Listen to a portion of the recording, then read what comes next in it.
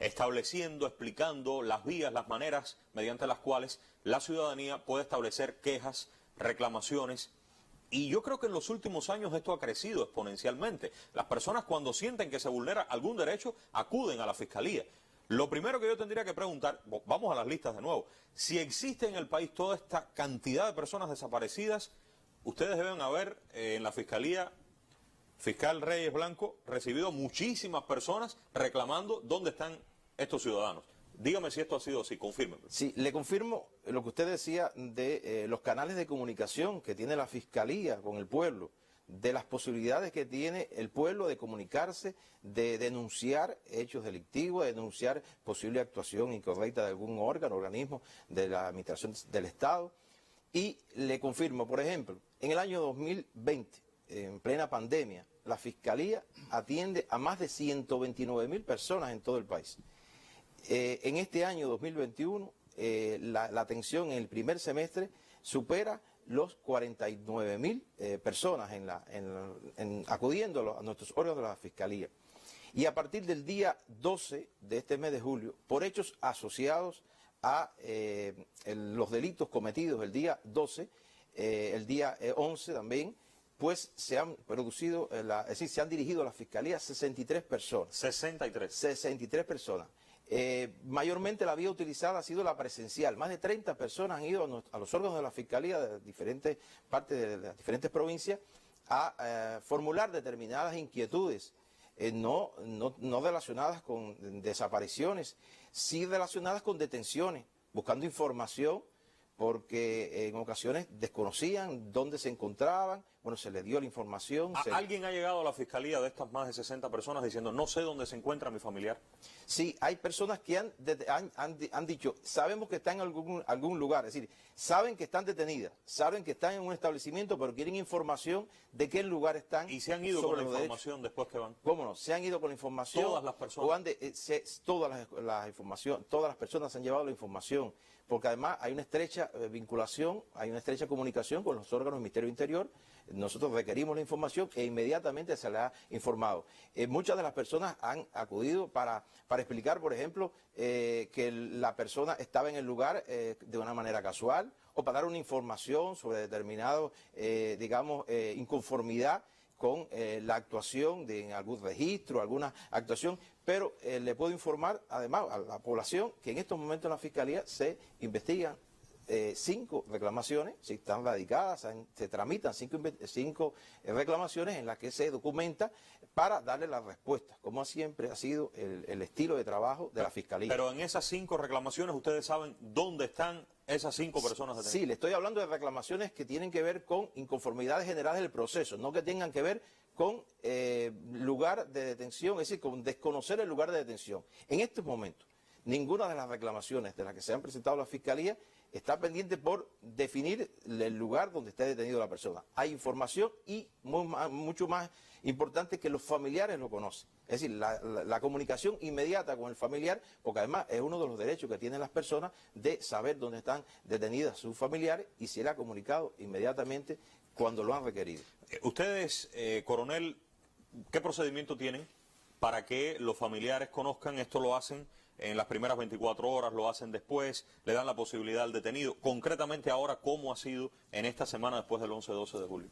Sí, mira, Humberto, el Ministerio del Interior, es decir, las dependencias policiales del Ministerio del Interior, las unidades de investigación criminal, que prácticamente, es decir, son los que por encargo estatal practican la detención, la conducción de las personas.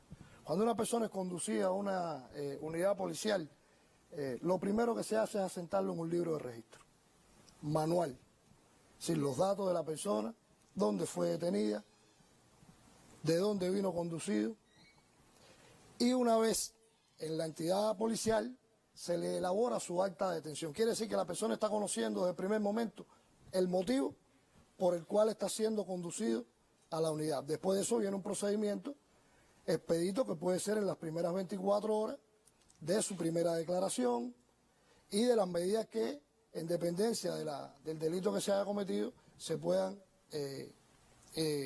imponer las medidas tanto de libertad, o si es un delito de mayor gravedad, a las 24 horas se pasa a los órganos de investigación criminal que son los que practicarían el curso de la investigación. En las primeras 24 horas,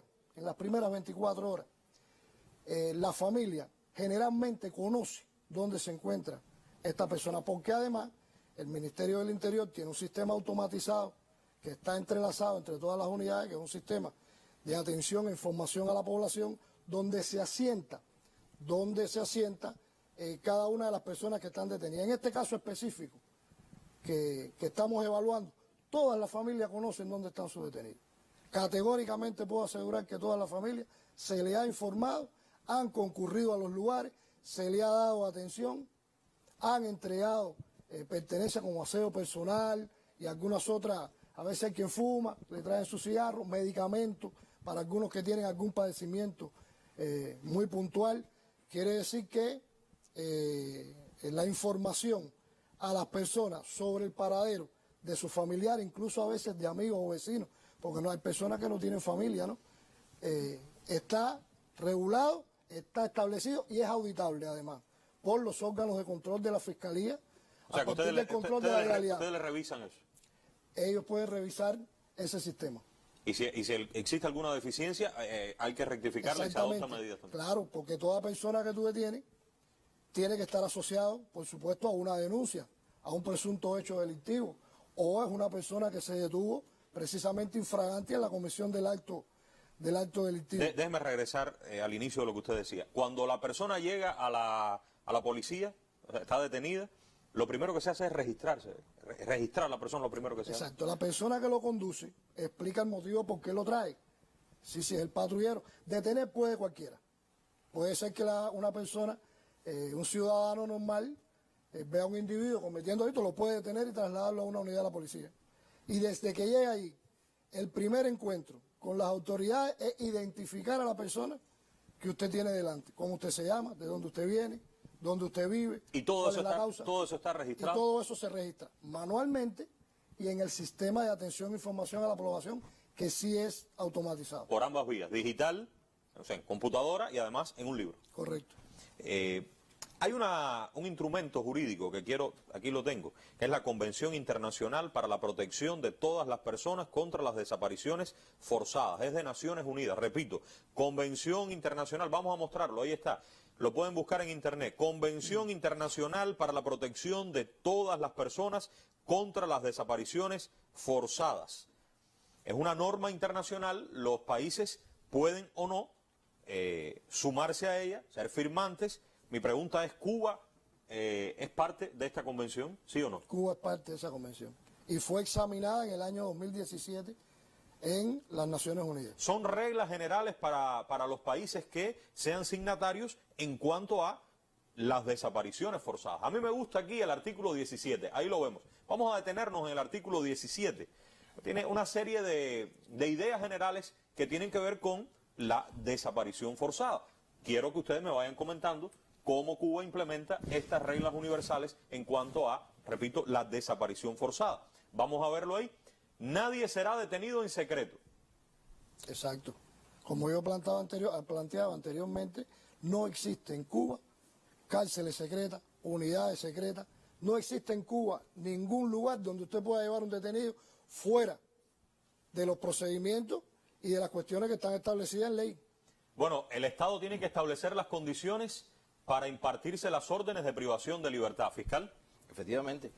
Este artículo 17, cuando usted ve nuestra Constitución, artículos 94 y 95, que otras veces se ha hablado en el programa, que son las garantías para la seguridad jurídica y son los principios del debido proceso que regula nuestra Constitución, están perfectamente reflejados. Es decir, hay una correspondencia, una concordancia, porque justamente nuestra Constitución dice que para privar de libertad tiene que existir una disposición de la autoridad competente. ¿Cuál es la autoridad competente? En este caso, la Fiscalía. El fiscal es la autoridad competente para disponer la prisión provisional, es decir, la medida cautelar de prisión provisional. Después de que la policía, el Ministerio del Interior, los órganos especializados hicieron esta primera actuación, como ha dicho efectivamente, el coronel. A partir de esos primeros momentos, momentos en que se confirma la existencia de un delito, en el que se confirma que existen pruebas que evidencian la participación de una persona en ese hecho delictivo, pues se procede ya a la medida cautelar. Sigue diciendo esta convención internacional que el Estado tiene que garantizar que toda persona privada de libertad sea mantenida únicamente en lugares de privación de libertad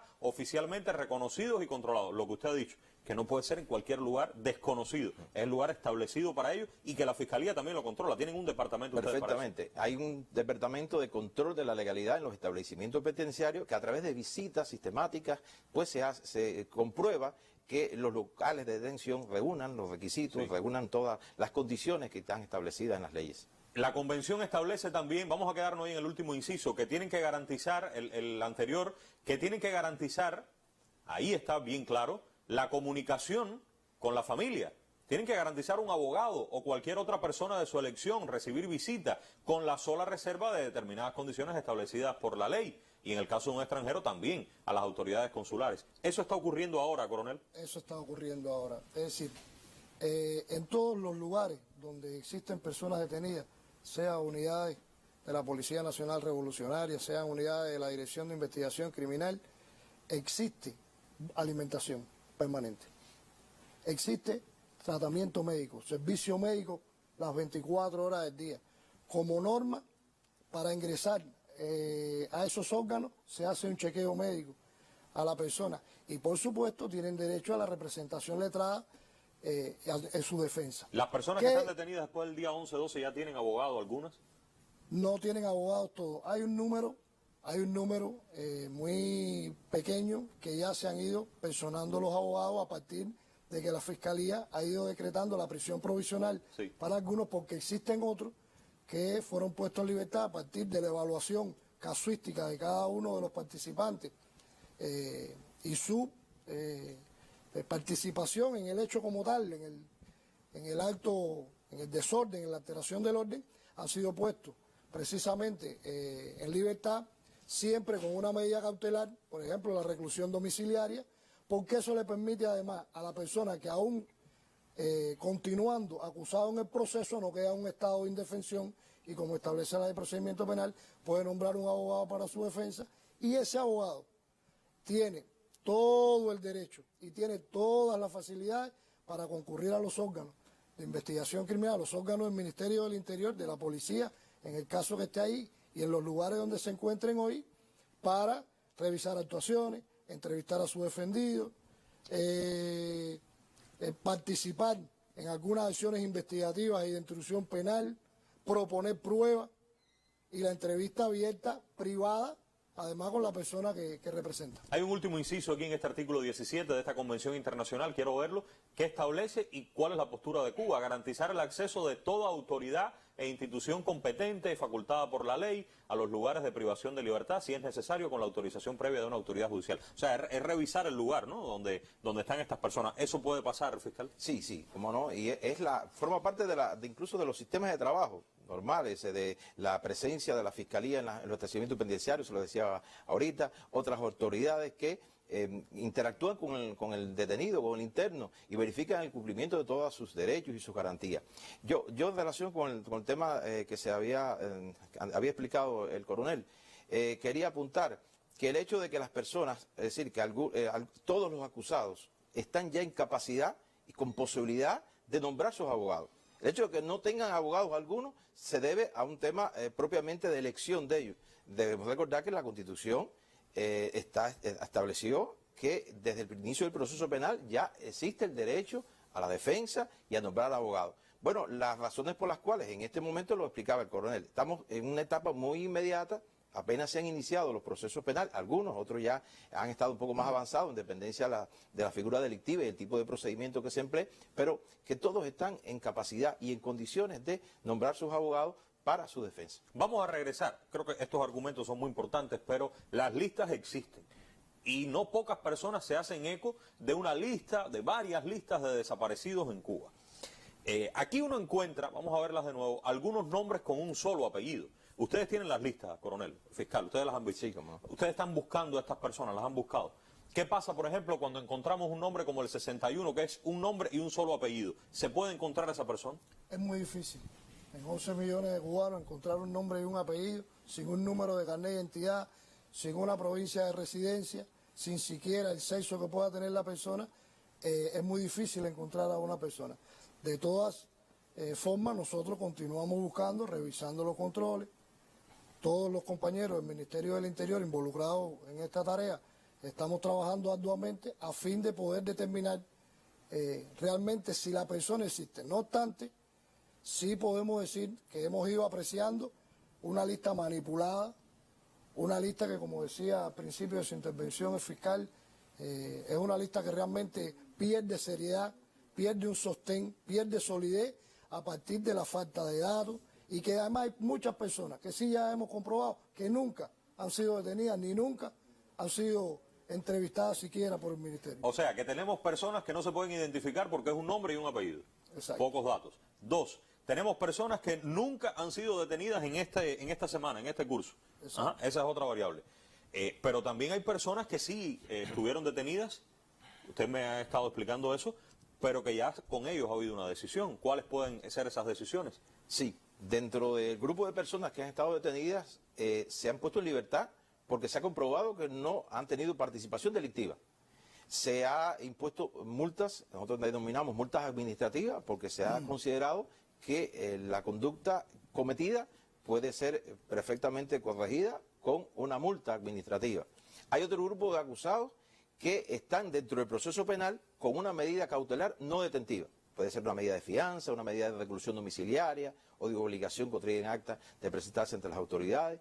Y hay acusados que están en procesos, en expedientes de fase preparatoria, que están con medida cautelar de prisión provisional, como les decía ahorita, dispuesta por la autoridad competente, en este caso por el fiscal, que constantemente, por sistema de trabajo, se evalúa.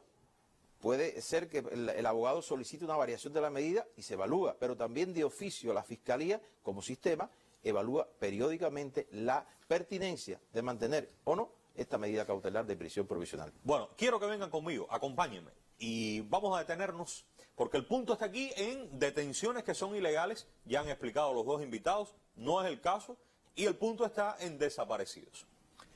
Vengan conmigo, vamos a revisar una de las listas. 4 nombres quiero que ustedes vean, como botón de muestra de lo que va a esta lista, y de qué puede significar que entendamos que esto es cierto. Vamos a ver uno de los nombres. En esta, fíjense, recuerden, son varias listas. El número 53, Iván Giró. Bien, un nombre. Vamos a seguir, vamos a ver otro nombre. Fíjense, voy a poner solo 4 ejemplos y van a entender por qué estos ejemplos. Número 133, Tania Delgado. Vamos a otro ejemplo de esta lista, entre las varias que existen ahora mismo. Y aquí nos vamos a encontrar con el número, aquí lo ven, 146, Yumei Besú. Y vamos con un cuarto y último nombre de esta lista, que demuestra su seriedad. Y este nombre sería, aquí lo tenemos, el número 118, Ramón Samada. Estas son 4 personas que están desaparecidas o están detenidas ilegalmente. Bueno, pues contactamos con uno de estos desaparecidos. Vamos a hablar con este desaparecido. Bienvenido, buenas noches. Estamos en Hacemos Cuba. Adelante, si usted me escucha.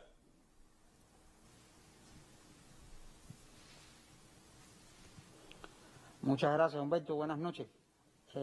Discúlpeme, me retiro un momentico.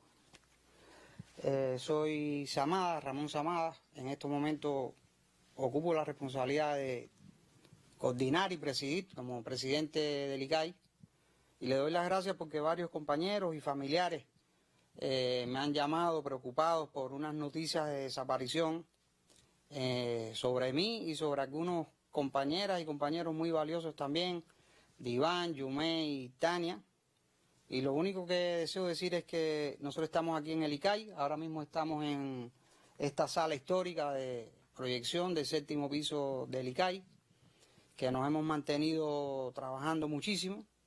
Tenemos tareas muy fuertes, muy importantes, tratando de organizar el Festival de Cine Latinoamericano en diciembre, llevando adelante el Fondo de Fomento para el Cine Cubano, producciones muy importantes que recogen el acontecer de la vida de Cuba hoy, con todo lo que nos está sucediendo, también con el esfuerzo de mucha gente, enfrentando la COVID, un documental bellísimo que estamos también preparando sobre las vacunas y el esfuerzo de nuestro pueblo y de nuestros científicos, haciendo muchas cosas todos juntos y estando también a la altura del ICAI, que es de la revolución, del ICAI de Alfredo, del ICAI de Fidel, de Julio, de Santiago Álvarez, tratando de recoger y estar a la altura de nuestro pueblo, a la altura también de los cineastas cubanos, en continuar, en seguir adelante por el cine cubano y por la revolución cubana. Bueno, mientras algunos hacen listas de desaparecidos como este están trabajando y luchando por un país mejor y haciendo lo que les toca.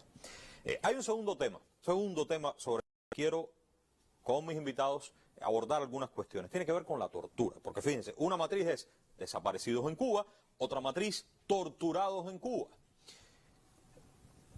¿Cuál es la posición histórica, la posición de este país en relación con la tortura hacia las personas detenidas? ¿Qué instrumentos internacionales, como en el caso de la desaparición forzada, Cuba ha sido signataria? ¿Qué me dicen en relación a este tema? ¿Cómo la Fiscalía controla el asunto? Coronel, comienzo con usted.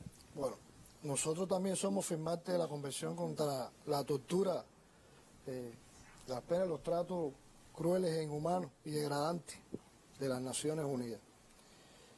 Y podemos afirmar también, como hicimos cuando comenzamos nuestra intervención sobre las desapariciones forzadas, que la tortura no es una práctica en Cuba.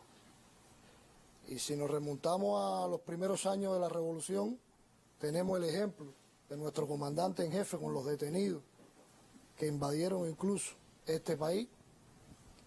No es práctica ni será práctica de los combatientes del Ministerio del Interior utilizar la fuerza a fin de obtener incluso confesiones de las personas que nosotros procesamos.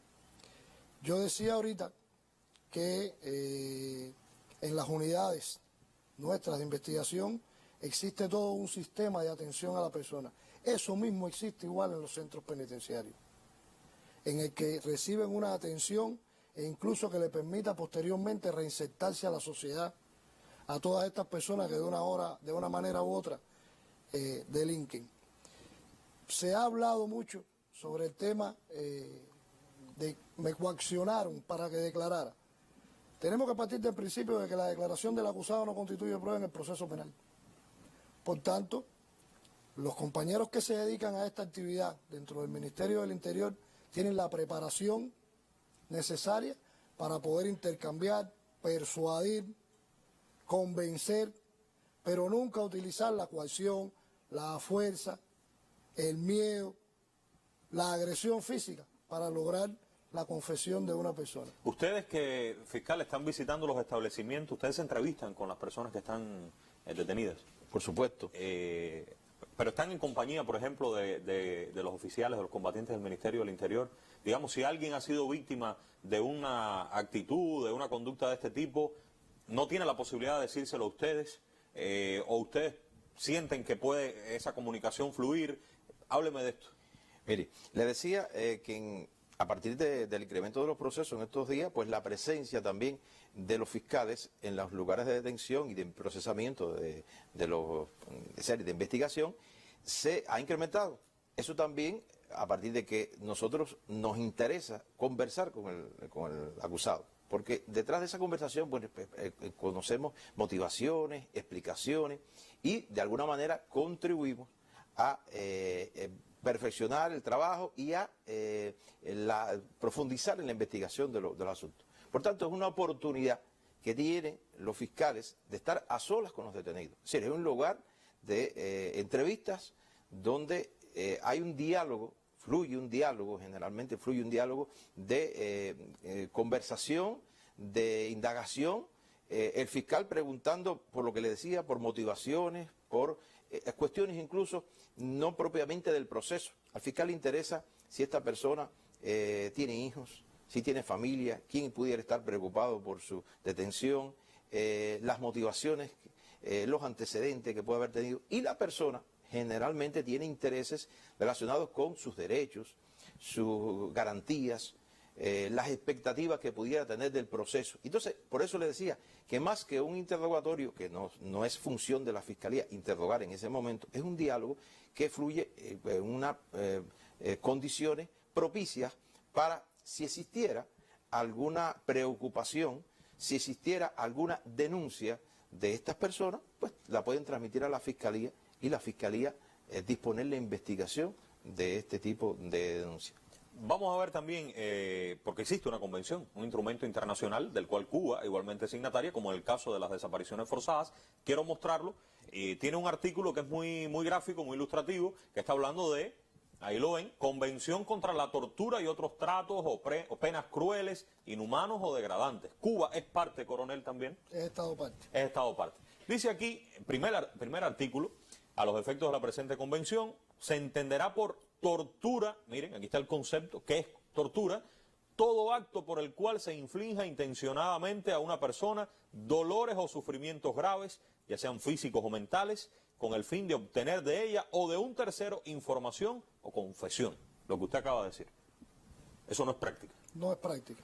Porque además es un derecho de la persona y una garantía no hacerlo, pero tampoco el resultado de esa confesión constituye prueba. Constituye una prueba. Es decir, como te decía anteriormente, es decir, los combatientes del Ministerio del Interior no están formados sobre esa práctica. No están formados sobre la práctica de ejercer la fuerza en la persona para obtener una confesión. Existen mecanismos en los procesos investigativos de instrucción penal, con el apoyo de la pericia, de las técnicas criminalísticas, que son capaces, mediante un trabajo científico, además de demostrar la autoría de una persona en un acto delictivo. Por tanto, es ilógico que nosotros, formados además en esta revolución, utilicemos la fuerza para lograr que alguien pueda decir alguna cuestión que lo incrimine, no solamente con los que están detenidos, ni siquiera con sus familiares, en los grados que establece la ley, los órganos, es decir, la Fiscalía, en los casos donde se solicita la imposición de la medida cautelar de prisión provisional por lo severa que es, por el impacto que eso lleva a la persona y a la familia, se entrevista con todas a estas personas. Y hoy precisamente, incluso, a partir de los sucesos que hemos estado evaluando, de conjunto, en algunos lugares se está haciendo actividad profiláctica, conversándose con los más jóvenes, explicándole la peligrosidad de involucrarse en este tipo de actividad que al final de cuentas no conlleva nada y todos sabemos lo que ha traído como consecuencia. Sin embargo, en redes desde hace algunas horas,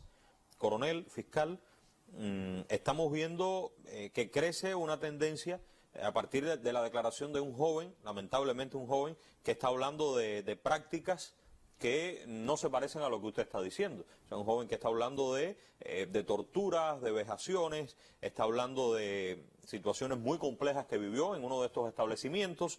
Nosotros fuimos también a algunos de estos establecimientos. Tengo imágenes, quiero mostrarle a ustedes.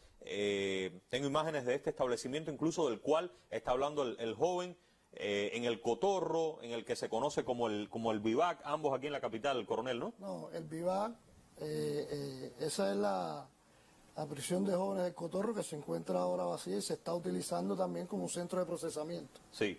Que es al que verá ahí en el video, es al que han concurrido los familiares, Sí. a interesarse Sí. por su familiar detenido. Estas son imágenes de lo que está ocurriendo en estos días. Ahora bien, es importante porque esta persona que está publicando esta entrevista es una persona... Ustedes, primero, ambos saben de lo que estoy hablando. Sí, Sí, ambos conocen. Sí. Bien, vamos a comenzar con usted, coronel, y después fiscal, su apreciación sobre este caso concreto. Esto es una persona que está sujeta a una medida cautelar, que lo constriñe en sus libertades, tiene impuesto una reclusión domiciliaria por un proceso anterior. Y la reclusión domiciliaria, por supuesto, tiene requisitos que tiene que cumplir. Sin embargo, estaba en la calle, en un área que no tiene nada que ver con las proximidades de su vivienda, en el medio de las alteraciones y el desorden que se estaba dando ahí en el lugar. Por tanto, fue advertido oficialmente hace prácticamente una semana, explicándosele que debía cumplir con los requisitos, con lo que establece la ley, con lo que le fue notificado y él firmó. Es decir, existe la constancia documental de su firma donde se le está informando a él cuáles son los requisitos establecidos en ley que él debe cumplir a partir de esa medida. Medida tomada además a partir de que es un agente joven, de darle una posibilidad y de que no tuviera que esperar su proceso bajo una medida mucho más restrictiva como la prisión provisional. O sea, ya ahí hay una violación de esa medida que ustedes le habían impuesto y que la Fiscalía tenía. Exactamente, hay un quebrantamiento de esa medida. Con el solo hecho de estar en la calle. Sí, porque es una medida, su nombre, incluso si lo interpretamos por lo que significa su nombre, dice reclusión domiciliaria. O sea, lo que significa es un estado de restricción de su movimiento circunscrito a su domicilio, con determinadas, digamos, secciones que están establecidas y que fueron notificadas oportunamente. Usted puede salir a resolver un problema de trabajo, es decir, a su trabajo, a resolver un problema de salud. Nosotros conversamos porque se habla incluso de un policía con una numeración. Hoy conversamos nosotros, los tres estuvimos hablando con ese policía. ¿Podemos contar qué nos contó, qué nos dijo él? Bueno, este policía nos explicaba su intervención ese día, pero cómo él conoce a esta persona a partir de que llega a un lugar que está detenido, donde lo están conduciendo a llevarlo, trasladándolo de ese lugar hacia otra unidad. En ese momento él se ven de frente y al parecer esta persona vio el número del policía y está planteando que esta persona, bueno, lo agredió, le dio golpes o algo así, es sus manifestaciones de denuncia. Y bueno, son elementos que él está planteando. Si nosotros nos llevamos por toda la información que nos está dando, nos está diciendo que va a un centro, este centro que estábamos hablando ahorita es un centro de investigación, un centro que lo está dirigiendo el órgano de investigación criminal. Estas imágenes que hemos Esas visto. imágenes. Incluso algo muy curioso, veía a algunos de nuestros compañeros fiscales allí entrevistándose. Se ven también ahí. Se veían en las imágenes que fueron rodadas hace un instante. Se está hablando de un somatón, que es una especie de pasillo por el que él transitó y le daban golpes a la derecha, a la izquierda, a ambos lados. Si el somatón es tomarle la muestra para el PCR, registrarlo con sus nombres, transitarlo, buscar toda la información, ocuparle los documentos y demás objetos que traiga, bueno, no sabemos a qué se refiere el somatón. Usted me decía, fiscal Reyes Blanco, la familia se personó. O sea, tienen una notificación. Justamente en este caso, cuando veíamos el nombre, bueno, la información, como usted decía, que salió en redes sociales, verificamos. Es justamente una de las reclamaciones que está en curso en la Fiscalía, a partir de que el padre de este ciudadano se persona en la Fiscalía, le recepcionamos toda su preocupación, vimos toda la información y bueno, toda esta información se verificará, seguirá el procedimiento que tenemos establecido en estos casos. Por cierto, como resultado de esas investigaciones, de surgir cualquier irregularidad, porque tampoco creo que podemos pensar o hacer pensar a alguien que pueden funcionar todos estos mecanismos que en voluntad sí tienen la vocación de defender al pueblo, pero no tienen por qué funcionar de forma perfecta. De surgir alguna irregularidad, detectarla a la Fiscalía o incluso en la actuación de la Fiscalía, en la actuación del Ministerio del Interior, ¿cuál sería la conducta, coronel, fiscal? Se investigaría, se esclarecería la circunstancia en que sucede el hecho y se propondrían o aplicarían las medidas que correspondan, ya sea en el orden disciplinario, si fuese un combatiente, o en el orden penal, si la conducta llegara a ser violatoria de la ley. Fiscal. Es frecuente que la persona confíe en la Fiscalía, que el pueblo confíe en la Fiscalía para someter a consideración de la Fiscalía lo que ellos consideran, o sea, la persona considera que no está bien hecho, que no está correcto. En cualquier materia del derecho, o sea, no solamente en esto en materia penal. Por tanto, existe un oficio, existe una tradición, un sistema de trabajo que garantiza esa investigación con la profundidad requerida. Pero además, que tiene su mayor sustento en la forma, o sea, en ser transparente, en la gestión, o sea, en que nosotros tenemos un gobierno que le interesa que las decisiones sean tomadas con total transparencia y respondiendo a la voluntad popular. Y cuando un ciudadano va a la Fiscalía y confía en la Fiscalía que le investiguen determinado hecho, nosotros estamos de esta manera tomando decisiones con la participación de ese pueblo. Y es una decisión que va a ir más fortalecida, más definitiva, más segura y más legal por encima de todo. Recapitulo entonces las tres ideas principales de este programa. 1. Desaparecidos en Cuba, a partir de los sucesos del 11-12 de julio. ¿Existen desaparecidos? No existe. Bien. Torturas, 11-12 de julio, personas asociadas a estos hechos. No existe. de existir alguna irregularidad dentro de las actuaciones del Ministerio del Interior, de la Fiscalía General de la República, ¿cómo proceder, fiscal? Se investigará, se le dará el tratamiento adecuado y serán informadas las personas del resultado, y de encontrarse violaciones se adoptarán las medidas para restablecer la legalidad. Agradezco a ambos la presencia, por supuesto que no se agota la posibilidad de seguir brindando información a nuestro pueblo en aras de esclarecer todo lo que necesitamos en el ejercicio pleno de nuestros derechos y de nuestras garantías consagradas en la Constitución, que aprobamos la inmensa mayoría, más del 86% de las cubanas y los cubanos, hace muy poco tiempo. Aunque por ahora es todo, muy pronto regresaremos.